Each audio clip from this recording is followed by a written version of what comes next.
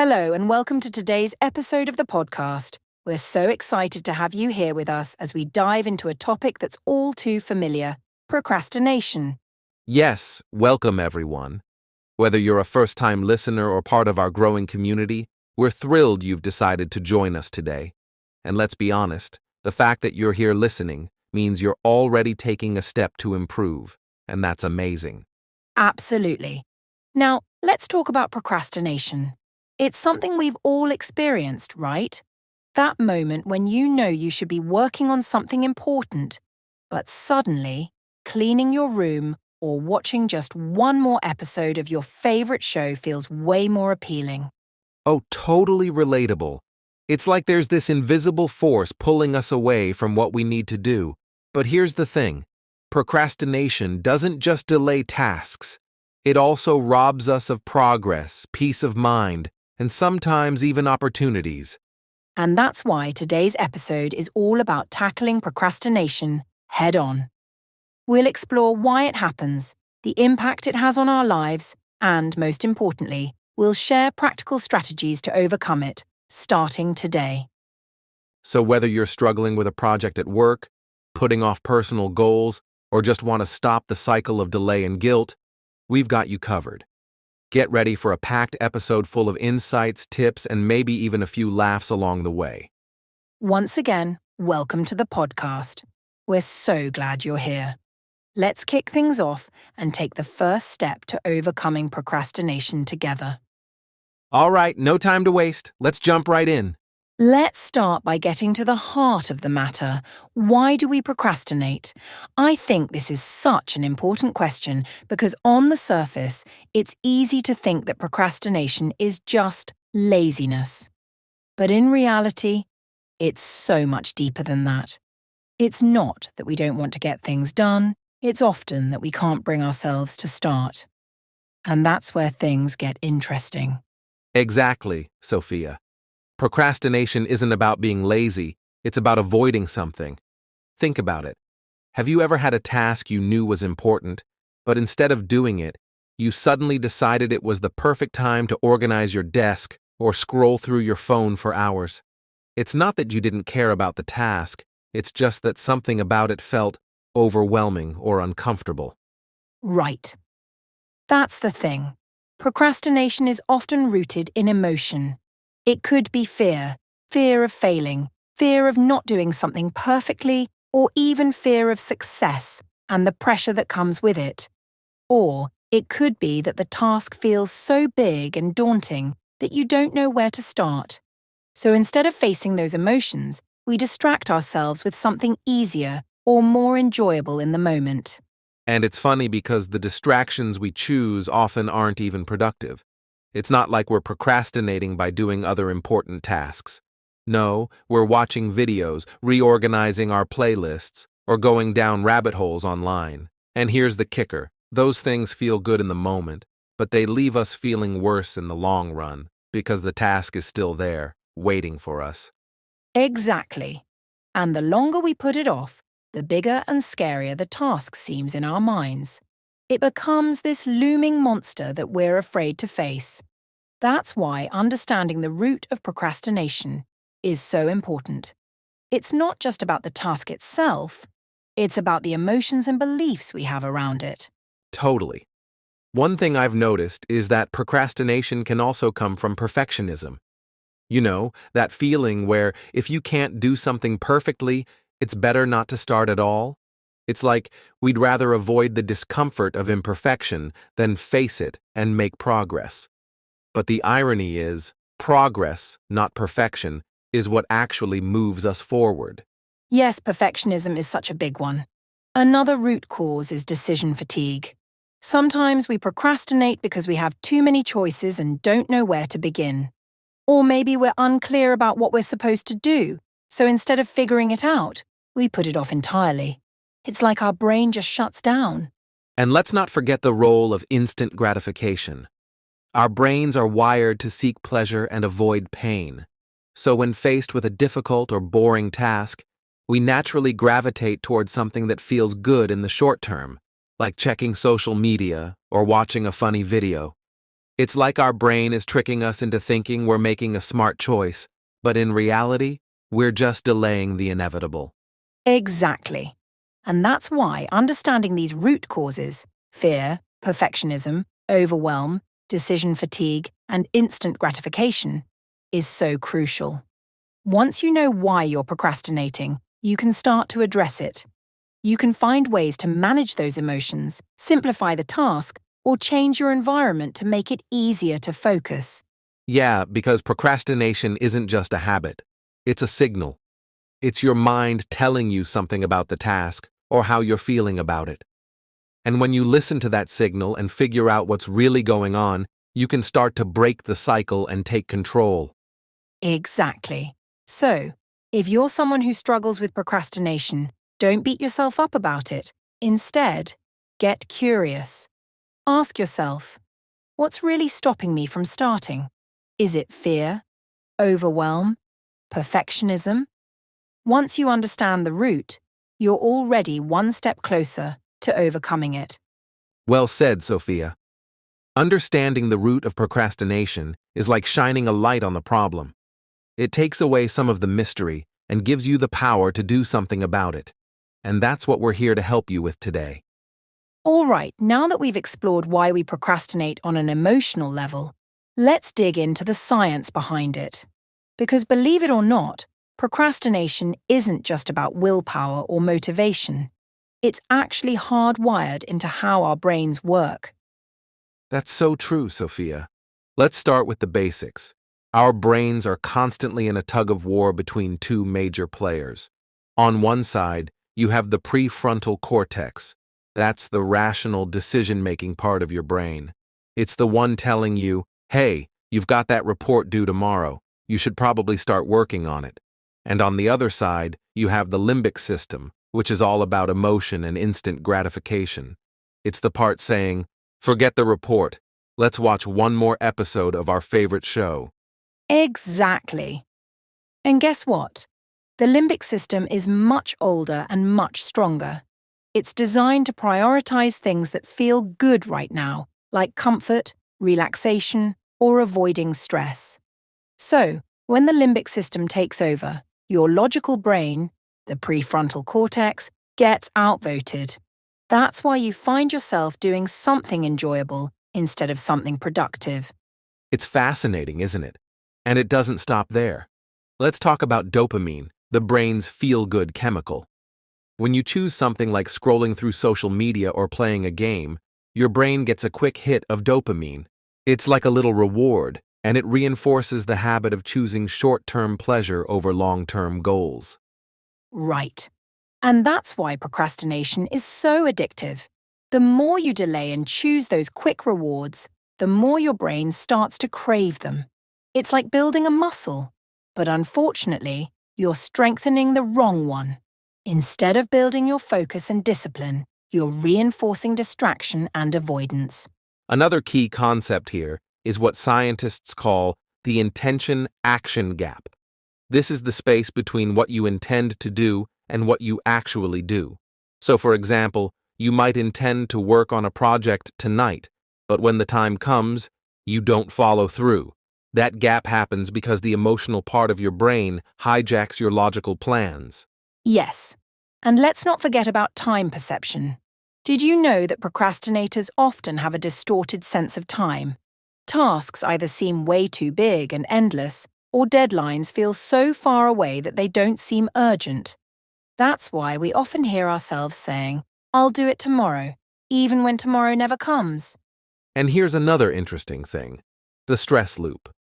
Procrastination doesn't just delay work, it actually creates a cycle of stress.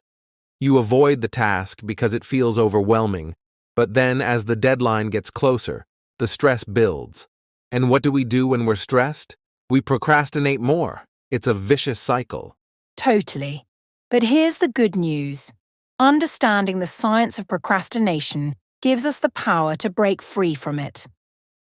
Once you know how your brain works, you can start to work with it instead of against it. For example, If you know that your brain craves quick wins, you can break big tasks into smaller, more manageable steps. That way, you're giving yourself mini dopamine hits as you make progress. Absolutely. And let's not forget about environment. Studies show that your surroundings play a huge role in whether you stay focused or give in to distractions. So, if you set up a workspace that minimizes temptations, like putting your phone in another room, you're giving your prefrontal cortex a fighting chance to stay in control. That's such a great point. And another tool is using timing techniques, like the Pomodoro method. Our brains naturally work in bursts of focus, so working for 25 minutes and then taking a short break aligns perfectly with how we're wired. It keeps the limbic system satisfied while still allowing the prefrontal cortex to stay on task. Exactly. It's about working smarter, not harder. By understanding the science behind procrastination, you can start to rewire your brain to prioritize long-term rewards over short-term distractions. It takes practice, but it's 100% doable. And that's what makes this so exciting. Procrastination isn't a character flaw. It's a habit that's deeply tied to how our brains function. And just like any habit, it can be changed with the right tools and mindset. So, let's keep going. In the next segment, we'll dive into how you can identify your personal procrastination triggers and start building strategies to overcome them. Stay with us. It only gets better from here. Now that we understand the science behind procrastination, let's get personal. Why do we procrastinate in the first place? What's stopping us from diving into that task or project? This is where we need to talk about triggers. Those specific thoughts, feelings, or situations that make you hit the pause button on productivity. Exactly, Sophia. Procrastination triggers are unique to each person. What triggers me might not trigger you, and vice versa. For some, it could be fear of failure. For others, it might be boredom, perfectionism, or even the way a task is framed. Let's break this down. Let's start with one of the biggest triggers, fear of failure. This is when you avoid starting something because you're scared it won't turn out well. Maybe you're worried about being judged or criticized, or maybe you're doubting your own abilities. It's that little voice in your head saying, "What if I'm not good enough?" Yeah, that one hits hard for a lot of people. But on the flip side, there's another trigger called fear of success. It sounds strange, right? But some people procrastinate because they're scared of what happens if they actually succeed. Maybe it's the pressure of maintaining that success or fear of stepping into unknown territory. It's like, if I do well, what will people expect from me next? That's so true. Another major trigger is perfectionism. This one's tricky because it disguises itself as a good thing. You think, I just want to do my best. But in reality, perfectionism can paralyze you. You get so caught up in wanting everything to be flawless that you never actually start.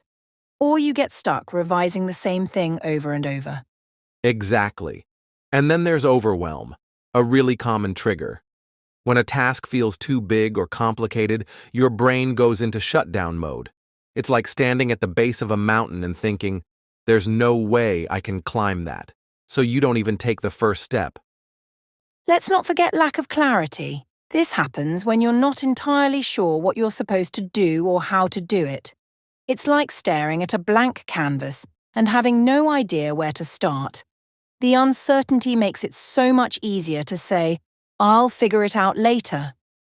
And here's a big one, environmental triggers. Your surroundings can play a huge role in procrastination. If you're trying to work in a cluttered room or you're constantly distracted by your phone or people around you, it's no surprise you can't focus. The environment becomes a trigger for delay. Yes. And then there's the trigger of lack of motivation. Sometimes we procrastinate because the task doesn't feel meaningful or exciting. Maybe it's something you have to do but don't really want to, so your brain looks for any excuse to avoid it. And let's not overlook emotional state triggers. If you're tired, stressed, or feeling down, you're way more likely to procrastinate. Your emotional energy gets drained, and instead of tackling tasks, you turn to things that feel comforting or distracting. Okay, so now that we've outlined some common triggers, here's the big takeaway. Identifying your triggers is the first step to overcoming procrastination. Think about it. How can you fix a problem if you don't know what's causing it? Once you know your personal triggers, you can start to build strategies to address them. Exactly. If fear of failure is your trigger, you can work on building self-confidence or reframing mistakes as opportunities to learn. If perfectionism is holding you back, remind yourself that done is better than perfect. And if overwhelm is your issue, break tasks into smaller, manageable steps. And don't underestimate the power of a good environment. If your phone is a distraction, put it in another room.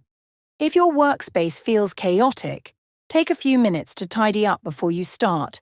Small changes can make a big difference. The key is to get curious about your procrastination. The next time you catch yourself avoiding something, pause and ask yourself, what's really going on here? What am I feeling? What's triggering this? The more you understand your patterns, the easier it becomes to break free from them. Now that we've talked about procrastination triggers, let's take a hard look at something we often avoid: the cost of procrastination. And I'm not just talking about missing deadlines or rushing through projects. The true cost goes much deeper, affecting our mental health, relationships, and even long-term success. That's such an important point, Sophia. Let's start with the obvious cost: lost time. Time is our most valuable resource because once it's gone, we can't get it back.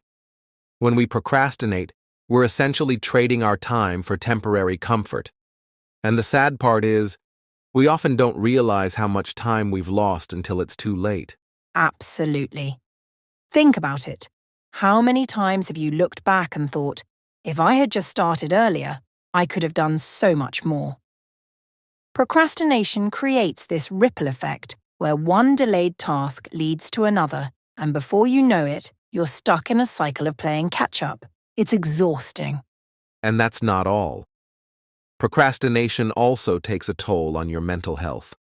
When you put things off, you create this underlying sense of guilt and anxiety.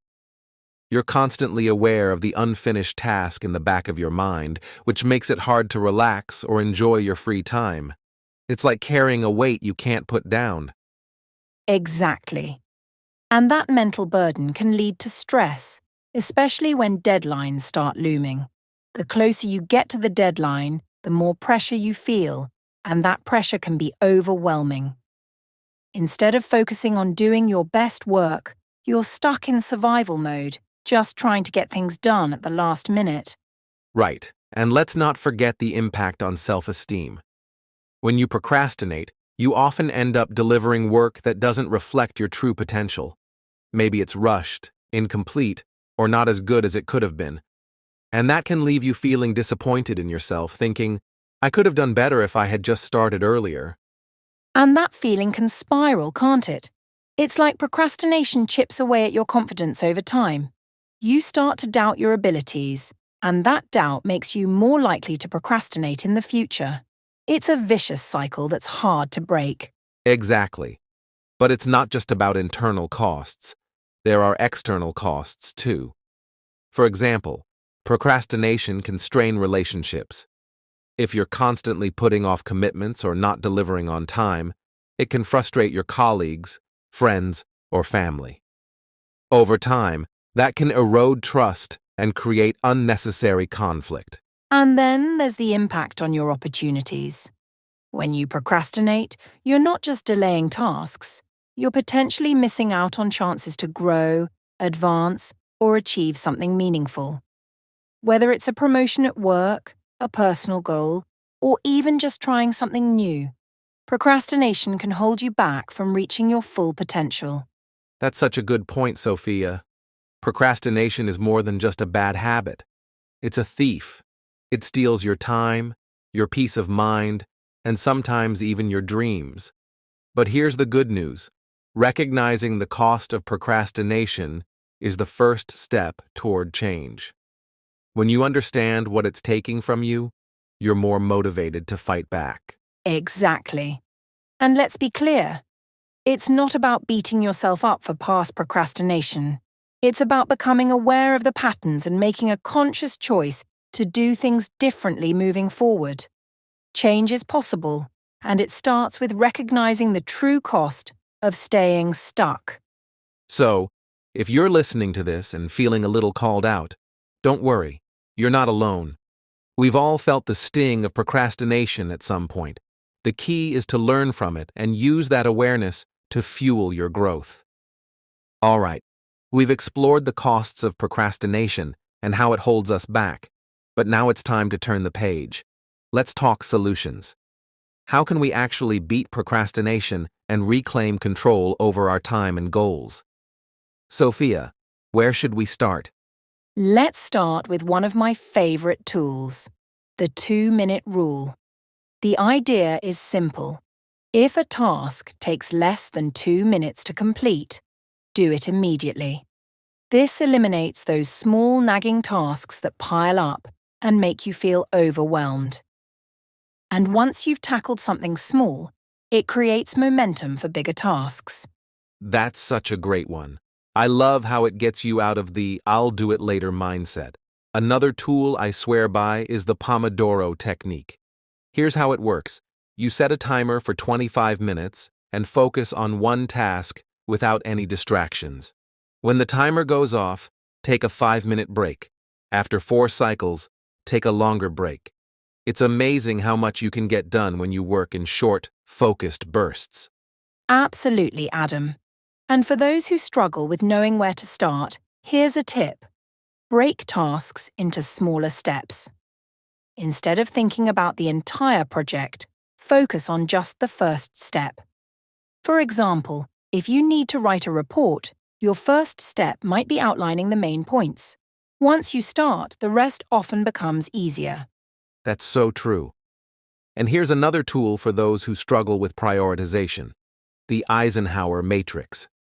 It's a method that helps you organize tasks into 4 categories: urgent and important, important but not urgent, urgent but not important, and neither urgent nor important.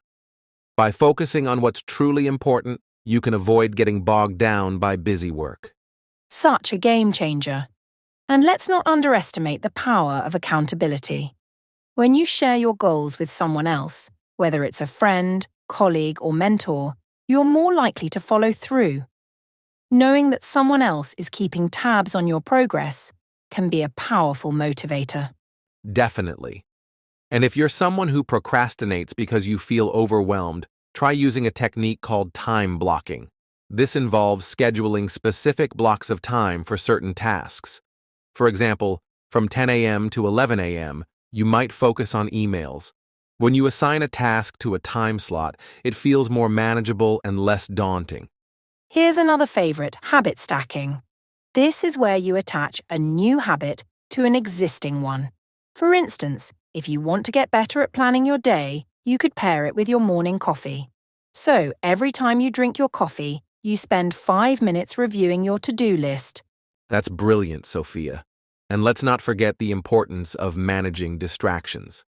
If your phone is a major source of procrastination, try tools like app blockers or focus modes. And if your workspace is cluttered, spend a few minutes organizing it before you start working. A clean environment can lead to a clearer mind. One more thing, don't be afraid to reward yourself.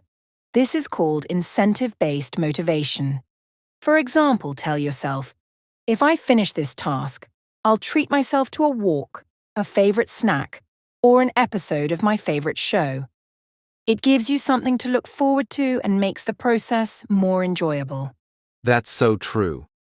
And for those who need an extra push, consider using visual progress trackers. Whether it's a checklist, a progress bar, or even a habit tracking app, seeing your progress visually can be incredibly motivating. Finally, remember that beating procrastination isn't about being perfect. It's about progress. Start small, be consistent, and don't beat yourself up if you slip. The goal is to build habits that make procrastination less of a default. procrastination isn't just a productivity problem, it's deeply tied to our emotions. Let's face it, Adam, procrastination is often less about being lazy and more about how we feel. Whether it's fear, doubt, or even boredom, emotions play a huge role in why we delay things. Absolutely, Sophia. One of the biggest emotional drivers of procrastination is fear. Fear of failure, fear of judgment, or even fear of starting something new can keep us stuck. It's like we avoid the task because it feels safer than facing the discomfort of those emotions. That's so true. And then there's self-doubt. Have you ever stared at a blank screen and thought, what if I can't do this? That inner critic kicks in, convincing you that it's better to delay than to risk not being good enough. But in reality, delaying only feeds that self-doubt. Exactly. Another emotional trigger is overwhelm. Sometimes tasks feel so big or complicated that we don't even know where to start. Instead of breaking them down into smaller steps, we let the anxiety take over, and procrastination becomes our way of coping. And let's not forget perfectionism. It's like the sneaky cousin of procrastination. You tell yourself, I'm just waiting for the perfect moment, or I'll start when I have all the details figured out. But that perfect moment rarely comes, and the fear of producing something less than perfect keeps you stuck. Yes, and here's another one: boredom.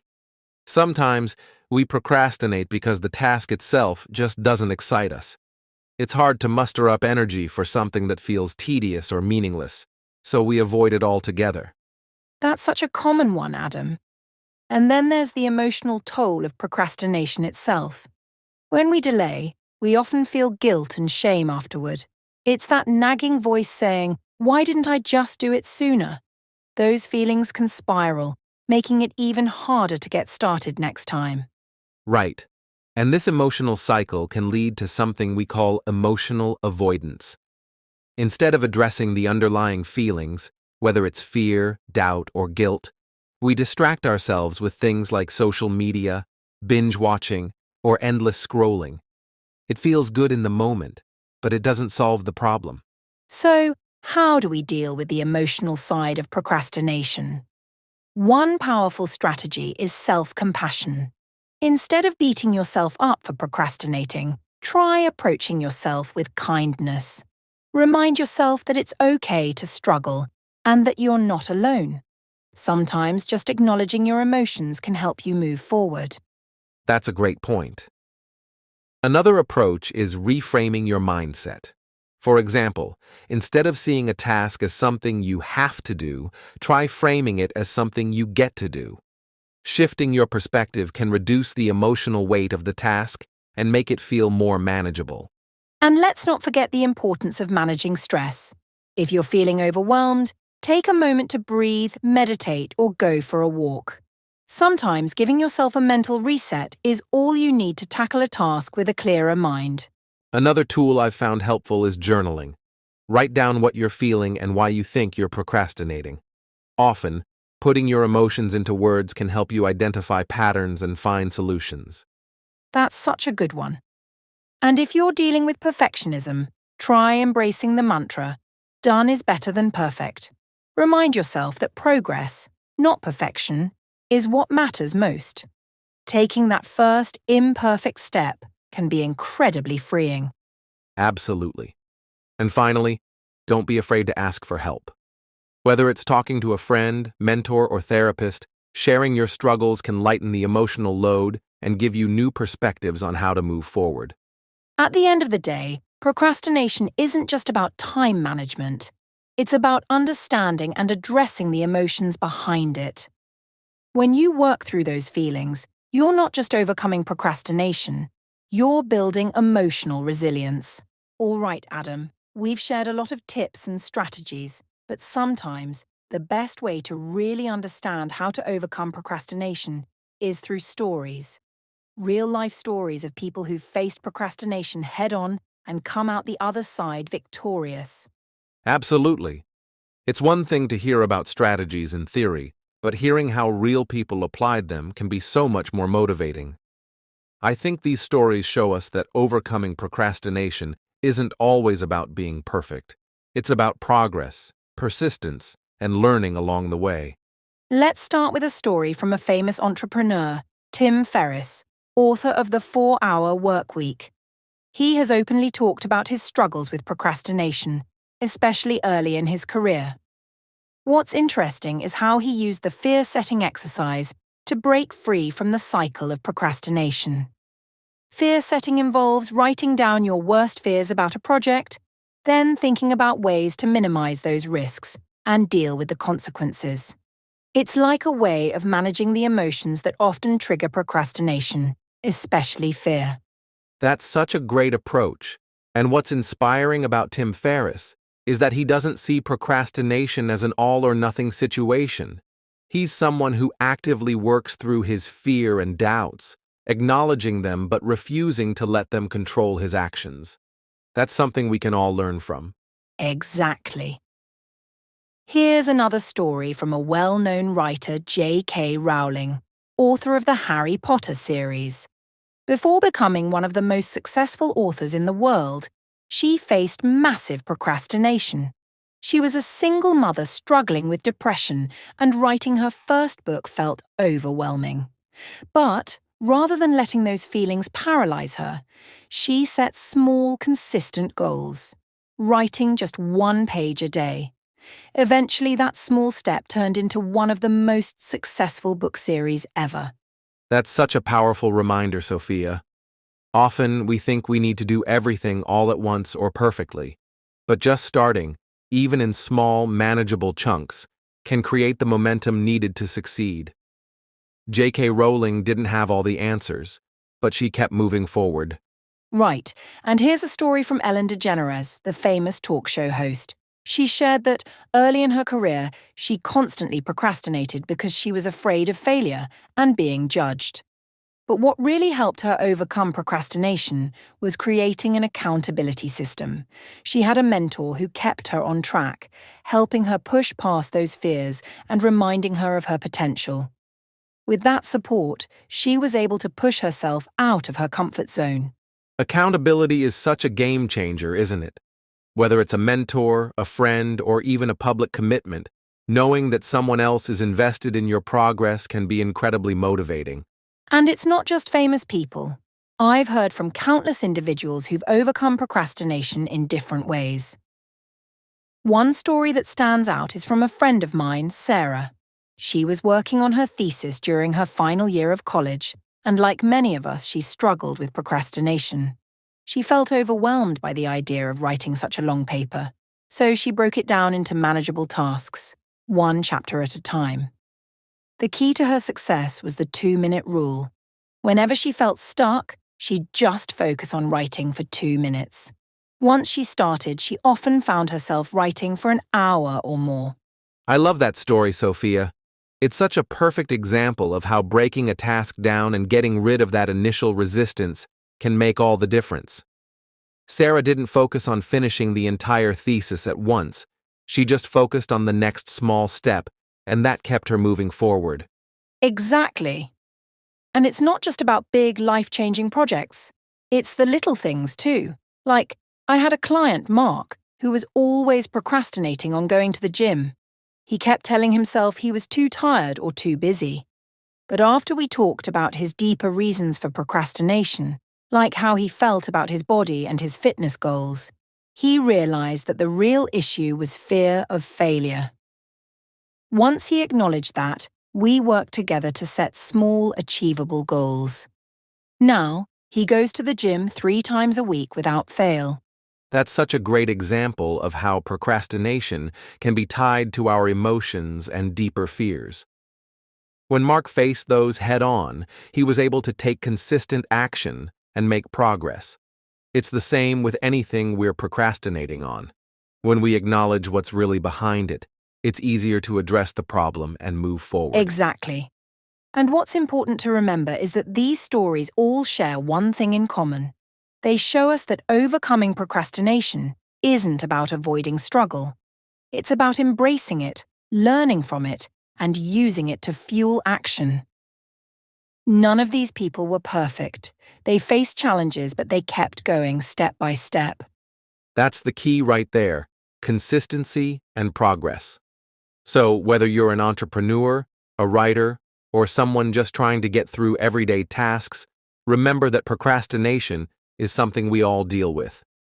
But with the right strategies and mindset, you can overcome it and achieve incredible things.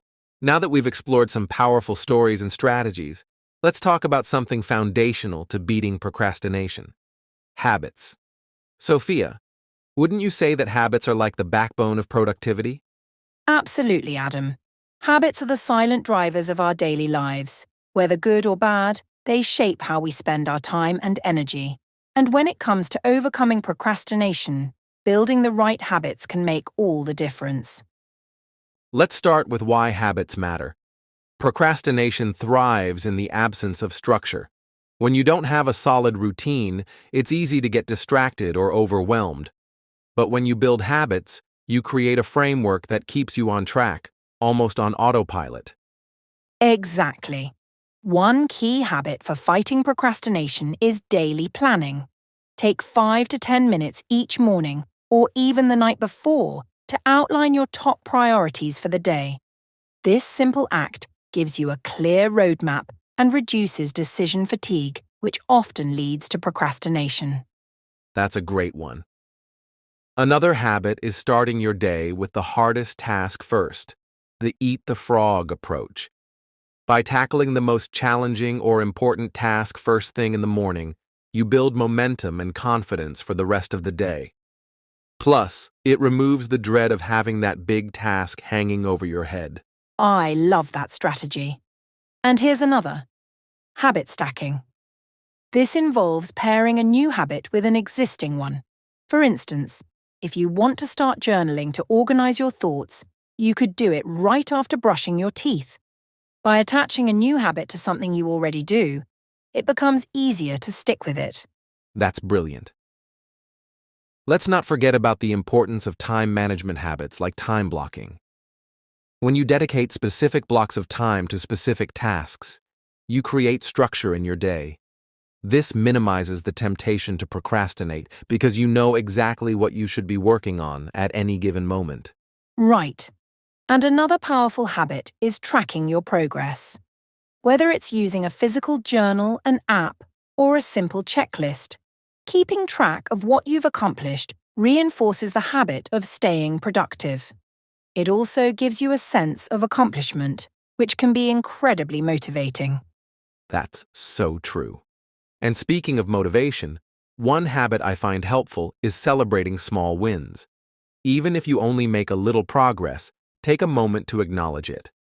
Rewarding yourself for small achievements creates a positive feedback loop that encourages you to keep going. Exactly, Adam. And let's talk about the habit of self-discipline, which might sound intimidating, but it's really about setting boundaries for yourself. For example, committing to no phone use during work blocks or setting a timer to limit how long you spend on non-essential activities. Over time, these boundaries become second nature. That's a big one, Sophia. And here's another habit worth mentioning: regular reflection. At the end of each day or week, take a few minutes to review what worked, what didn't, and what you can improve. This habit not only keeps you accountable, but also helps you refine your strategies for the future. Definitely. And one habit that's often overlooked is prioritizing self-care. When you're well-rested, nourished, and emotionally balanced, you're far less likely to procrastinate. So, habits like regular exercise, proper sleep, and even mindfulness practices can have a huge impact on your productivity. Such an important point, Sophia.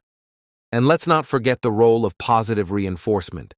When you're building new habits, it's crucial to focus on the progress you're making rather than the setbacks. Over time, these habits become part of who you are, and procrastination naturally fades into the background. Absolutely, Adam. The key is to start small and stay consistent. You don't need to overhaul your entire life overnight. Focus on building 1 or 2 habits at a time and let them snowball into bigger changes. Well said, Sophia. So, if you've been struggling with procrastination, remember, it's not about willpower alone. It's about creating habits that set you up for success day in and day out. All right, Adam. We've covered strategies, tools, habits, and even emotions. But let's get to the heart of it, mindset. If you want to overcome procrastination for good, it's not just about what you do, it's about how you think. Wouldn't you agree? Absolutely, Sophia. Mindset is everything. You can have all the tools in the world, but if your mindset is working against you, it's like trying to row a boat against the current. Shifting how you think about procrastination and productivity is key to creating long-term change. So, let's start with one of the biggest mindset shifts: progress over perfection. Procrastination often stems from the belief that everything needs to be perfect. But the truth is, perfection doesn't exist. Focusing on progress, no matter how small, keeps you moving forward and builds momentum over time. That's such a big one. And another important shift is realizing that failure is part of the process. Many people procrastinate because they're afraid of failing, but failure isn't the enemy. It's a teacher. When you start seeing mistakes as opportunities to learn and grow, you'll feel less pressure and more freedom to take action. Exactly. And how about this one? Replace I have to with I get to. When you see tasks as opportunities instead of obligations, they feel less like chores and more like stepping stones toward your goals. This subtle shift can change your entire outlook on productivity. I love that one. Another mindset shift that's helped me is focusing on identity-based goals. Instead of saying, I need to finish this project, think, I am the kind of person who gets things done. When you align your actions with the person you want to become, procrastination naturally takes a back seat. That's so powerful, Adam. And here's another game changer: embracing discomfort as growth. Let's face it, taking action is often uncomfortable. But that discomfort is a sign that you're growing, stretching, and moving toward your goals. When you lean into that discomfort instead of avoiding it, you start building resilience. Yes, Sophia. And speaking of resilience, it's also about shifting from a fixed mindset to a growth mindset. A fixed mindset says, I'm bad at this, so why bother? A growth mindset says, I'm not great at this yet, but I can improve. That little word, yet, makes all the difference. Exactly, Adam. And let's not forget the importance of self-compassion. Procrastination often comes with guilt and self-blame, but beating yourself up only makes it worse. When you treat yourself with kindness and understanding, you create a positive environment for change. That's such an important point, Sophia. And here's another mindset shift. Focus on the journey, not just the destination. When you're too fixated on the end result, it's easy to feel overwhelmed or discouraged. But when you appreciate the process and celebrate the small wins along the way, you stay motivated and engaged. Yes. And one final shift I'd add is understanding that action creates clarity. So often we wait for the perfect plan or the perfect moment. But the truth is, clarity comes from doing. The more you act, the more you learn, and the clearer your path becomes. That's such a great point to end on, Sophia. These mindset shifts aren't just about overcoming procrastination. They're about creating a new way of approaching life. When you change your mindset, you change your actions, and ultimately, you change your results. Thank you for joining us today. We hope you're leaving with practical tips and fresh motivation to overcome procrastination. Remember, progress beats perfection, and every small step counts. Don't wait. Start now. Until next time, keep moving forward and make every moment count. Take care and see you soon. Thank you.